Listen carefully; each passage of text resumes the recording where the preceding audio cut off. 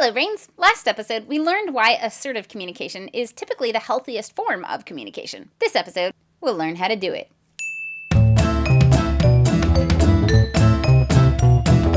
Last time, I asked you to leave comments with specific situations you'd like to know how to handle. And you did!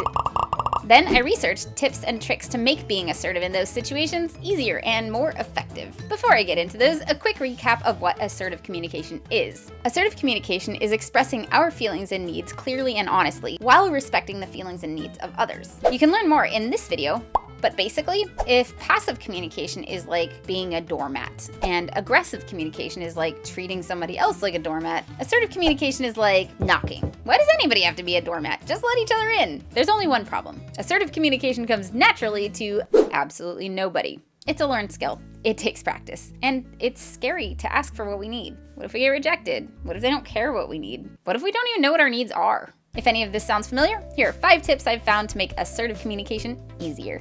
1. Learn to recognize and name your feelings. A lot of the time when we tell people how we feel, we're actually making judgments about them. I feel like you hate me. I feel disrespected. I feel ignored. While these might be based on feelings, they aren't feelings. Feelings are internal. What we're actually expressing is our evaluations of their behavior, which the other person may totally disagree with and therefore try to argue or dismiss, which might be what's happening in Elizabeth's situation. Her mom is open to hearing what she wants and how she feels, but then gets frustrated and shuts down conversation when Elizabeth voices her opinion. Instead of, when you don't call, I feel like you hate me. What can help is to focus on our actual feelings as opposed to our thoughts about those feelings. When you don't call, I feel anxious and lonely. That's a lot harder to argue with. If you're not comfortable talking about your feelings, which let's face it, most of us aren't, easy exercise. Grab the nearest human and take turns naming random feelings. Happy, sad, annoyed, ecstatic. Use a thesaurus if you run out of ideas. Bitter, exasperated, furious, impassioned. Then, try to recognize and name your feelings when they come up. I feel bored. I feel excited. When I do this exercise, I feel silly. I promise it's worth it.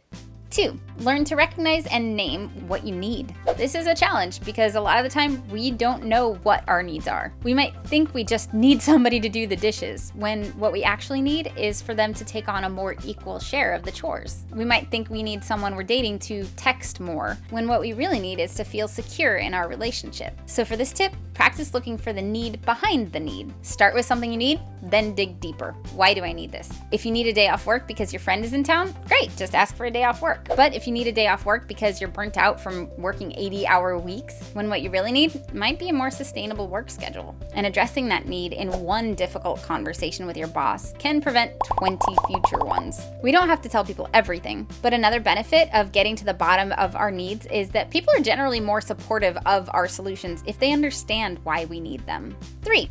Start with low-stakes situations. If you're shy about practicing assertive communication, you can do what Chris suggests. Start with safe people and easy situations. Let your best friend know you have a headache and ask them to turn down the music. Ask the friendly waiter for extra whipped cream on your waffles without apologizing. This can make you feel empowered and build up your communication skills and confidence, which can prepare you for more difficult situations like when the stakes are higher or there are power dynamics at play, like talking to your boss. I'll link to a great TEDx talk about this. 4.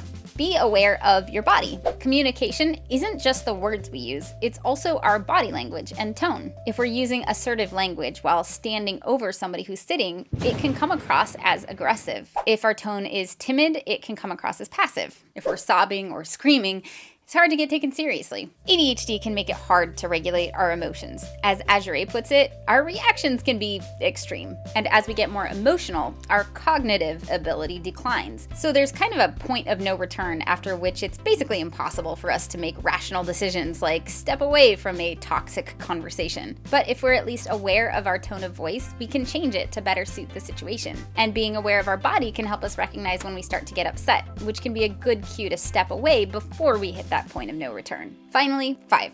Don't wait.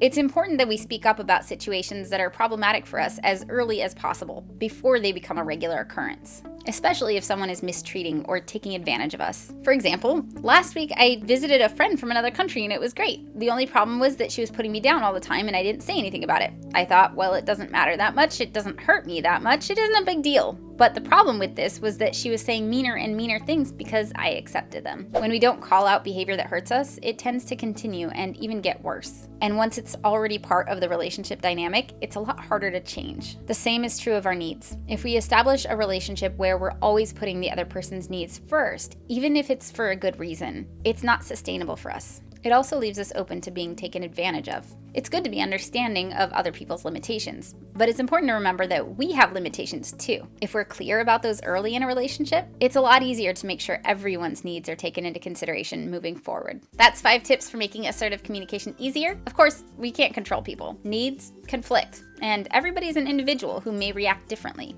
So assertive communication doesn't guarantee we'll get what we want. In fact, in healthy relationships, we won't always get what we want. But if we're regularly assertive in our communication, we'll get what we need. Thank you to my brain advocates and all my Patreon brains for assertively telling me to make more episodes by supporting me on Patreon. If you like this video, like, subscribe, click all the things, and I will see you next episode.